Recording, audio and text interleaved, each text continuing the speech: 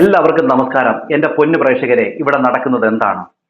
ഇന്നലെ സ്വന്തം അച്ഛന്റെ കർമ്മങ്ങൾ ചെയ്യാൻ പറ്റാതെ അവിടെ വിഷമിച്ചു നിന്ന ഒരു മകൻ അവിടെ കൂടിയ ഓൺലൈൻ മാധ്യമക്കാരോട് നിങ്ങൾക്ക് എന്താ വേണ്ടത് എന്ന് ചോദിക്കേണ്ട അവസ്ഥ വരെ എത്തി എന്നുള്ളതാണ്. നമുക്കെല്ലാവർക്കും അറിയാം, പ്രിയം കലാകാരനായിട്ടുള്ള സലീം കുമാർ 56-ാമത്തെ വയസ്സിൽ ഈ ലോകത്തോട് വിട പറഞ്ഞു. അദ്ദേഹത്തെ കാണുവാനായിട്ട് നിരവധി ആൾക്കാരെത്തി. അതിന്റെ കൂടെ തന്നെ കുറെ മറ്റോന്മാര് മൊബൈലും പിടിച്ചുകൊണ്ട് അവിടെ എത്തി. ഈ പറയുന്ന ചന്തുവിനോ അമ്മയ്ക്കോ സഹോദരനോ ആ അന്ത്യകർമ്മങ്ങൾ ചെയ്യാനുള്ള അവസരം പോലും അവർ കൊടുക്കുന്നില്ല. എല്ലാം കൂടെ തെള്ളലാണ്. കാരണം അവർക്ക് എന്താ വേണ്ടിയത്? അവർക്ക് വീഡിയോകൾ വേണം എന്നുള്ളത് കൊണ്ട് തന്നെ ഇവരെ ഒന്നിനും സമ്മതിക്കുന്നില്ല. ആ സമയത്ത് ചന്തു ഒരു പൊട്ടിത്തെറിക്കലുണ്ട് മക്കളെ. ആ പൊട്ടിത്തെറി കണ്ടിട്ട് കുറെ പേർക്ക് കുരു പൊട്ടുന്നുമുണ്ട്. എന്തായാലും ആദ്യം ആ പൊട്ടിത്തെറി ഒന്ന് കണ്ടു നോക്കാം.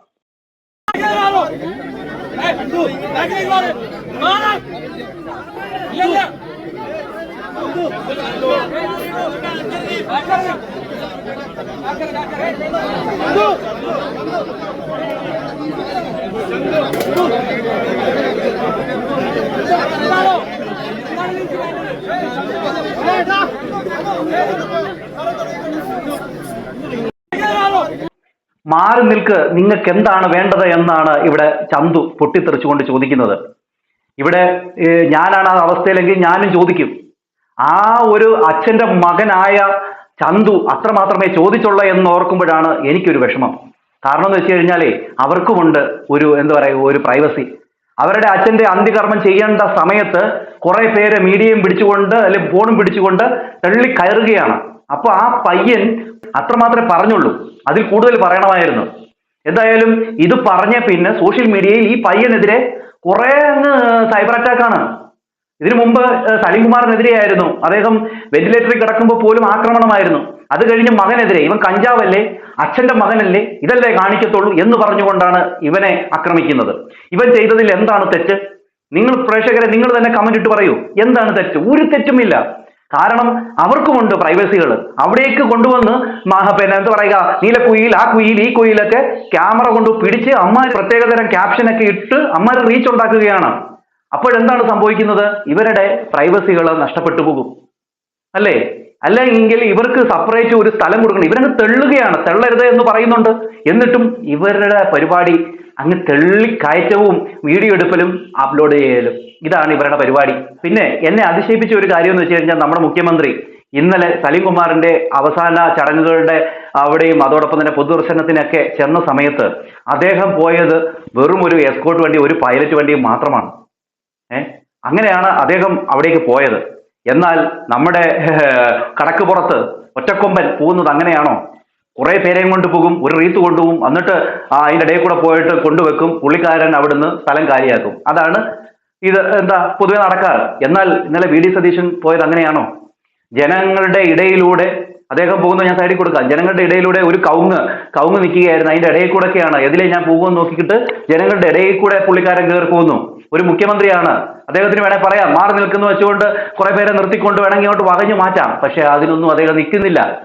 എന്തുകൊണ്ടെന്ന് വെച്ച് കഴിഞ്ഞാൽ അദ്ദേഹം ഒരു സുരക്ഷയും അവിടെ നോക്കുന്നില്ല. കാരണം അദ്ദേഹത്തിന് അറിയാം അദ്ദേഹത്തിന്റെ ജനങ്ങളാണ് അദ്ദേഹത്തിന്റെ സുരക്ഷ എന്നുള്ളത്. അതുകൊണ്ടാണ് അദ്ദേഹം അങ്ങനെ ചെയ്തത്.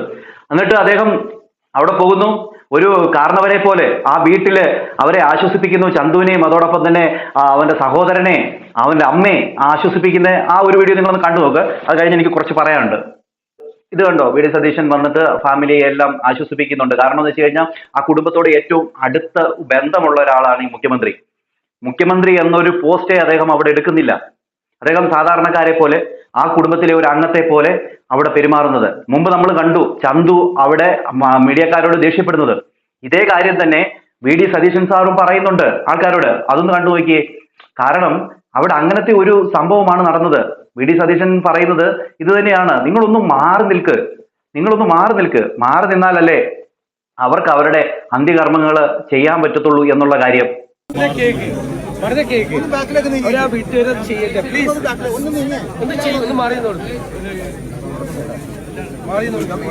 ചെയ്യട്ടെ ഒന്ന് ഫ്രീ ആയിട്ട് പ്ലീസ്. വീട്ടുകാരെ കൊണ്ട് അത് ചെയ്യിപ്പിക്കും.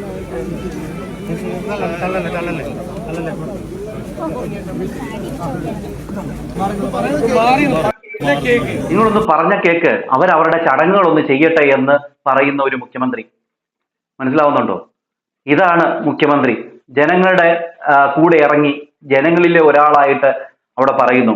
പക്ഷെ ഇവിടെ ഈ മുഖ്യമന്ത്രി ചെയ്യേണ്ട ഒരു കാര്യം കൂടെ. ഇങ്ങനെ കല്യാണമെന്നോ മരണവീടെന്നോ നോക്കാതെ അവിടെ കയറി വന്ന് വീഡിയോ എടുക്കുന്ന കുറെ മീഡിയക്കാരുണ്ട്. അമ്മമാർക്കൊക്കെ ഒരു ഫോൺ ഉണ്ടെന്ന് പറഞ്ഞുകൊണ്ട് ഇമാര് വരും, വന്നിട്ട് ഇതാ പരിപാടി. അതിനൊക്കെ ഒരു തക്കതായിട്ടുള്ള ഒരു നടപടി എടുക്കണം. ഇതൊക്കെ കൂടി വരുന്നുണ്ട്. അല്ലെങ്കിൽ അവർക്ക് വേണ്ടി ഒരു പ്രത്യേക സമയം ഉണ്ടാക്കണം, അല്ലെങ്കിൽ അവർക്ക് നിൽക്കാൻ വേണ്ടി ഒരു പ്രത്യേക ഏരിയ വെക്കണം. ഇത് ചുമ്മാ ജനങ്ങളുടെ ഇടയിൽ കൂടെ കയറി വന്ന് തള്ളല്. അവർക്കാണെങ്കിൽ അവിടെ നിൽക്കാനോ നിങ്ങൾക്കറിയാമല്ലോ, ഈ ചൂട് സമയത്ത് മഴയായാലും വെയിലായാലും നമ്മുടെ നാട്ടിലെ ചൂടെന്ന് പറഞ്ഞു കഴിഞ്ഞാൽ, അല്ലെങ്കിൽ ഹ്യൂമിഡിറ്റി എന്ന് പറഞ്ഞു കഴിഞ്ഞാൽ അത് കൂടുതലാണ്. അപ്പൊ ഇതിന്റെ കൂടെ ഇങ്ങനെ അങ്ങോട്ട് തള്ളലും എല്ലാം കൂടെ ആകും കഴിയുമ്പോഴത്തേന് നമുക്ക് തന്നെ ഭ്രാന്ത് പിടിച്ചു പോകും. പിന്നെ അവർക്കാണെങ്കിൽ ആ ചടങ്ങ് ചെയ്യാൻ പോലും പറ്റാത്തൊരവസ്ഥയിലേക്കാണ് പോകുന്നത്.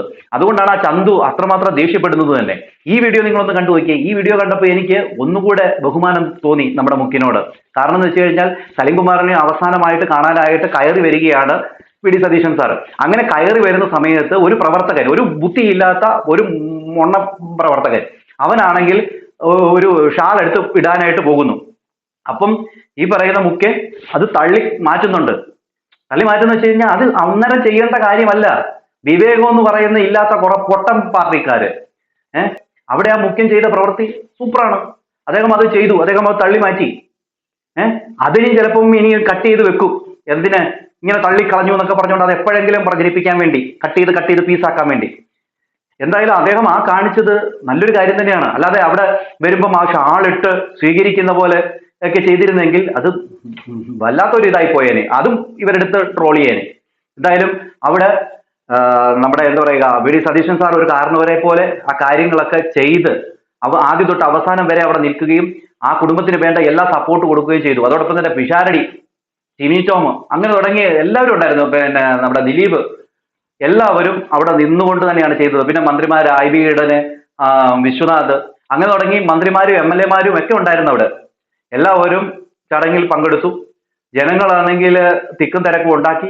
അതോടൊപ്പം തന്നെ ഈ മീഡിയക്കാര്, അവരുടെയാണ് ഏറ്റവും കൂടുതൽ ശല്യം. ഇങ്ങനെ എടുത്തങ്ങ് കൊണ്ടുവരും അങ്ങ് അടുത്ത് വരെ. എന്നിട്ട് അവിടെ കണ്ണിൽ എന്തെങ്കിലും വീഴുന്നുണ്ടോ എന്ന് നോക്കിയിരിക്കും. അത് പിടിച്ചിട്ട് അങ്ങോട്ട് എന്തെങ്കിലും ഒരു ക്യാപ്ഷൻ കൊടുത്തിട്ട് അങ്ങോട്ട് കാച്ചും. ഇതാണ് ഇവരുടെ ഒരു ഇത് കണ്ടപ്പോൾ രണ്ട് പറയാതെ പോയാലേ എങ്ങനെയാണ്? അതുകൊണ്ടാണ് ഇത് പറഞ്ഞത്. എന്തായാലും ചന്തു ആ പ്രതികരിച്ചതിനോട് 100-ൽ 100 മാർക്ക് ഞാൻ കൊടുക്കുന്നുണ്ട്. ഇതല്ല, കുറച്ചുകൂടെ പ്രതികരിക്കണമായിരുന്നു എന്നാണ് എനിക്ക് പറയാനുള്ളത്.